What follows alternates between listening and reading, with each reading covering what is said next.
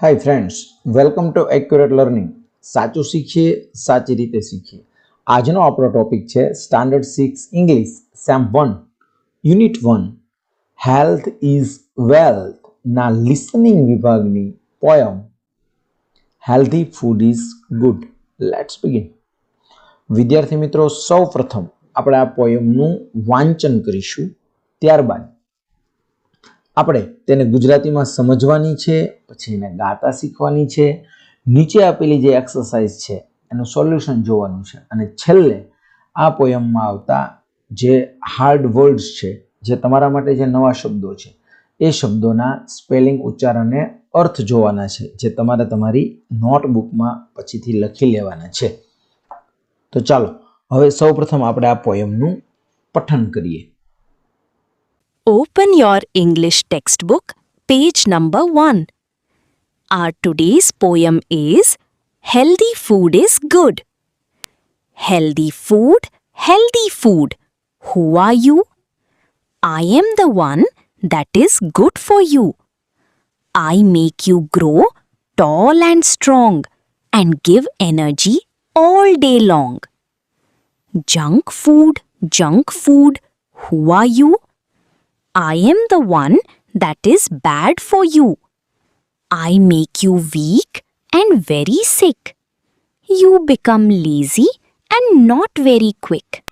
ચાલો વિદ્યાર્થી મિત્રો, હવે આ પોયમમાં શું કહેવામાં આવ્યું છે એ ધ્યાનથી સાંભળો. સ્વસ્થ ખોરાક સારો છે. સ્વસ્થ ખોરાક ઘરે બનાવેલો ખોરાક. સ્વસ્થ ખોરાક. તમે કોણ છો? હું એ છું જે તમારા માટે સારો છે. હું તમને ઉછેરું છું, ઊંચા અને મજબૂત બનાવું છું અને આખો દિવસ શક્તિ આપું છું. જંક ફૂડ બહારનો ખોરાક. Junk food. તમે કોણ છો?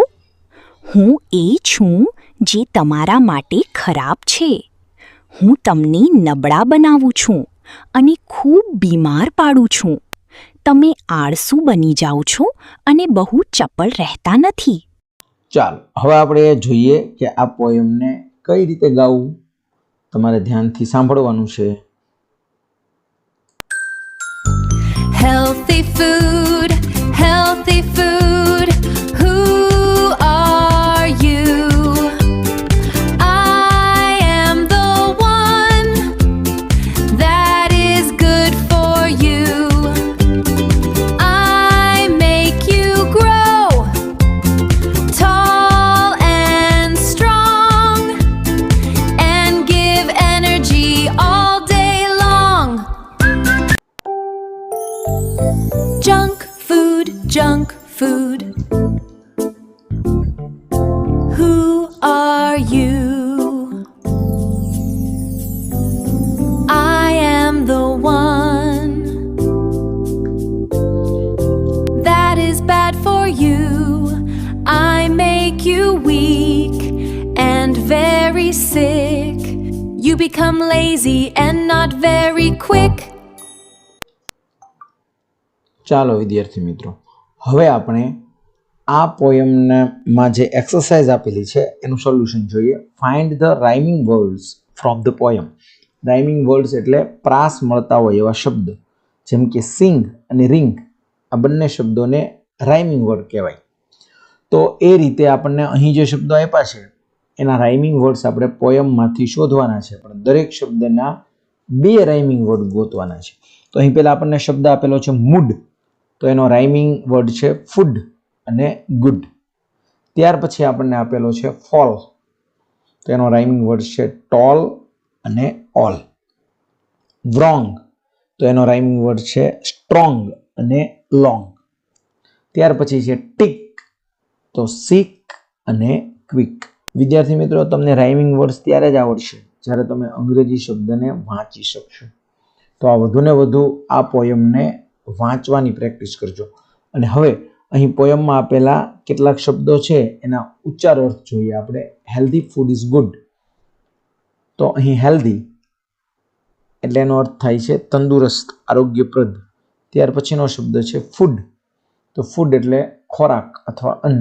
ગ્રો વધવું અથવા વિકાસ પામવો, ટોલ એટલે ઊંચું, સ્ટ્રોંગ એટલે મજબૂત એટલે કે તાકાતવર, એનર્જી ઉર્જા અથવા શક્તિ, લોંગ લાંબુ, જંક ફૂડ બિન આરોગ્યપ્રદ ખોરાક અથવા કચરો ખોરાક જે શરીરને નડે છે એવો ખોરાક, બેડ ખરાબ, વીક નબળું અથવા અશક્ત. જો તમે હજુ સુધી એક્યુરેટ લર્નિંગ ચેનલને સબસ્ક્રાઇબ નથી કરી તો ચેનલને સબસ્ક્રાઇબ કરી દો, બેલ આઇકનને હિટ કરી નોટિફિકેશનના ઓલ ઓપ્શન પર ક્લિક કરી દો જેથી નવા વિડીયોના અપડેટ્સ રેગ્યુલરલી મળતા રહે. Thanks for watching. C you soon.